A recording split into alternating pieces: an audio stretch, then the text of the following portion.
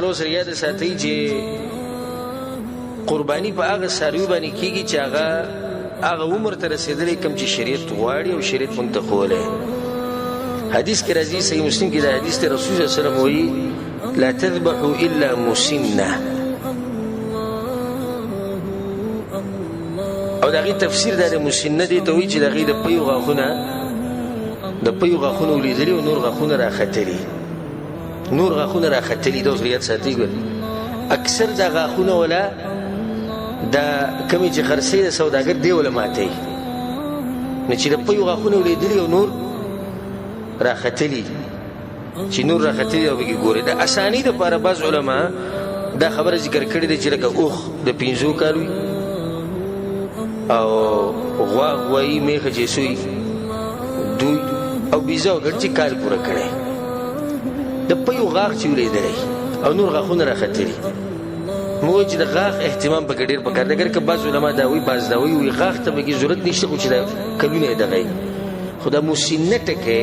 پربې چې به کې وی هغه ساروي ته چې داغه د پیو غاخونه ولیدلي نور راختلي نو دا کلونه به کې د سانتیا لپاره د سریات ساته کلونه به کې د سانتیا لپاره د سره یاد ساتو په دې خبره کې احتیاط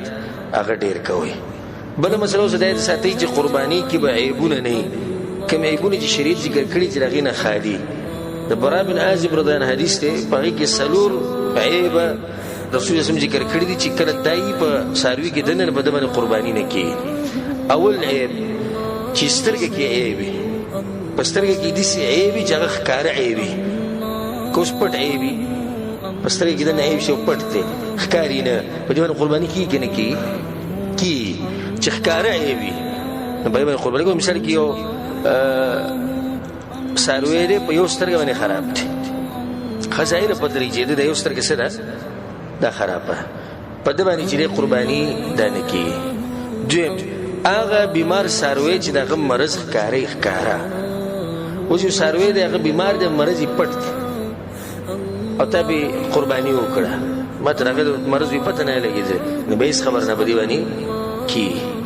د دویم عیب شو. دریم عیب هغه ګډ ساروی چې داغه د ګډواله ښکاری خصفه په طریق جره ساروي سره دا ګډ دې په دې خپل کې د عیب دی په دې باندې قرباني نه کی. سلورم مرز هغه کمزور ساروي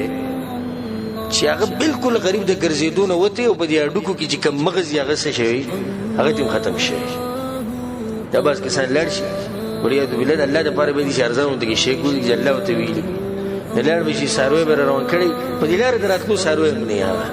دومره کمزور به دی راوړي ټول ډوکی باګه ښکاری په دې ډوکی کې مغز خپیم صحیح نه لګي نو په دې کمزوري ساروي باندې قرباني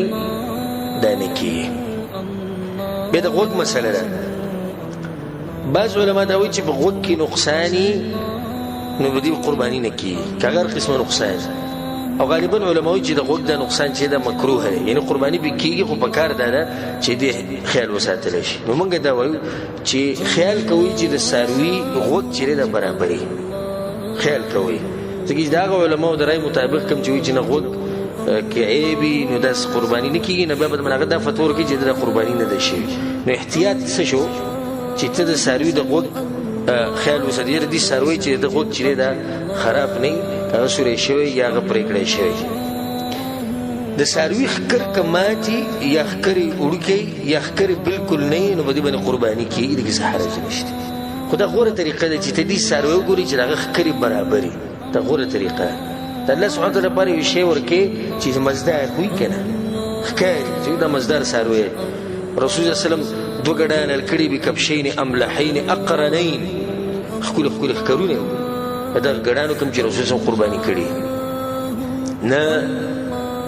کبل پرز خکرماتی یا وړکې یا نه نو قرباني کیږي نه کیږي قرباني دا څنګه لکې مسله ده.